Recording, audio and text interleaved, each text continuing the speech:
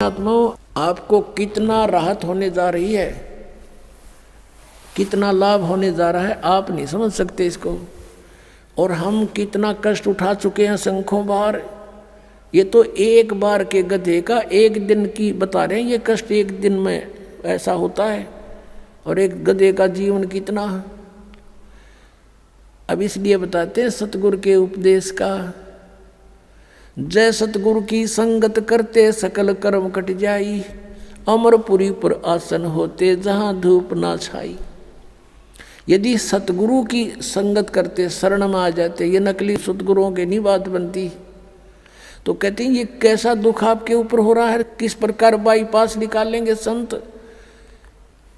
अब कितने दुख होते हैं प्राणी पर। आध्यात्मिक मार्ग को आध्यात्मिक घटनाओं से ही तोला जाता है, किसी के कहने मात्र से नहीं। आपको दिखाते हैं कि इतिहास एक पुण्यात्मा का, उसके ऊपर कितनी आपदाएं आई, और जो धन आपको प्राप्त होने जा रहा है, जो ज्ञान और भक्ति और विधान आपको मिलने जा रहा है, उससे आपको कितना बेनिफिट होगा, कितना राहत मिलेगी। अब परमात्मा कहते हैं धर्मदास तो ये लाख दुहाई, और ये सार शब्द की दबार न जाई। आज तक जो परमात्मा ने इस तत्व ज्ञान को और इस तत्व नाम को, सार नाम को, असली मंत्र को छुपा के रखा हुआ था, क्योंकि सतयुग त्रेता द्वापर में ये प्राणी दुखी नहीं होता, और पिछले पुण्य कर्म इसके घने साथ होते हैं, जिस कारण से कोई भी कुछ भी साधना भक्ति कर रहा होता है उसमें भी वो सुखी रहता है। वो ये सोचता है मुझे इस साधना से ये सुख प्राप्त है। इस कार्य से सतयुग त्रेता द्वापर में परमात्मा ने काल को छूट दे दी थी।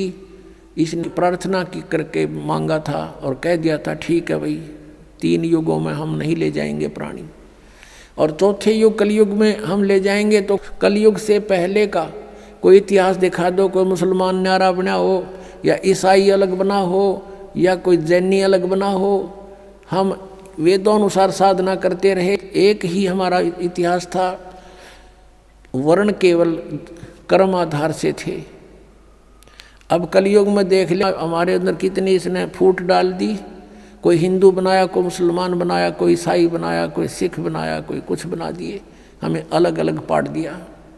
इसको डर था कि कलयुग में परमात्मा से वायदा हुआ है वो आएंगे या अपना कोई दास भेजेंगे अपनी शक्ति देकर, तो उस समय तक ऐसा कर दो इन प्राणियों को ये कति कंडम हो जाए, एक दूसरे के शत्रु हो जाए, कोई एक दूसरे की साधना को गलत बता दे तो मरना तैयार हो जाए।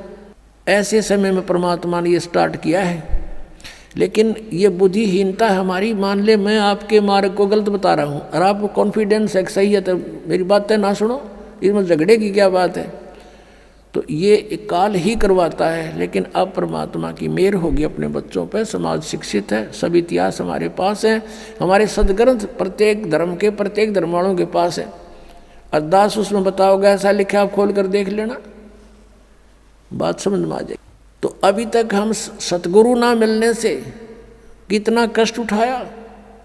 सतगुरु के उपदेश का लाया एक विचारे, जय सतगुरु मिलते नहीं फिर जाते नरक दुआरे।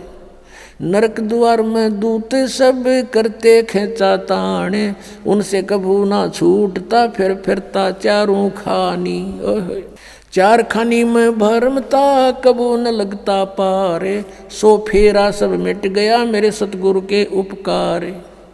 7 समंदर की मसी करूं और लेखनी करूं बन राय, धरती का कागज करूं गुरु गुण लिखे न जाए।